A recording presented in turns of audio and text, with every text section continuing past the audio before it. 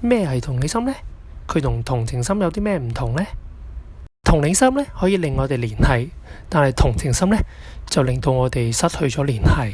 同理心係有趣嘅，一名護理學家咧喺佢嘅研究裏邊咧研究咗好多同同理心有關嘅嘢。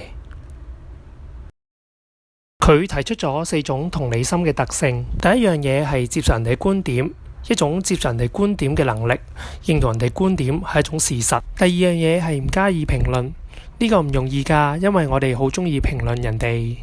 睇出佢哋嘅情緒，跟住呢就嘗試同佢哋交流。同理心係一種同人哋一齊感受嘅。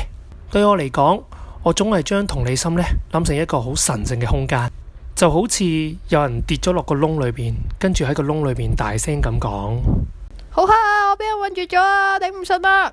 然之後我哋見到之後，跟住就一齊爬落去。我知道下面係點樣㗎，你唔係自己一個啊。而同情心就係，好慘喎，係咪啊？你要唔要三文治啊？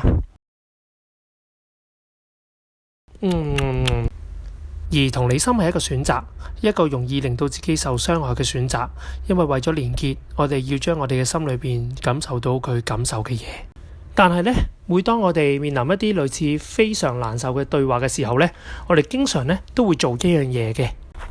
就係希望對方諗好嗰方面，但如果你同我分享一件非常難過嘅事，我寧願你講。雖然呢，我而家唔知講咩好，但我好高興呢，你可以同我分享，因為回應件事好少機會讓件事真係有好轉嘅，反而讓件事真係有好轉嘅係我哋嘅聯繫。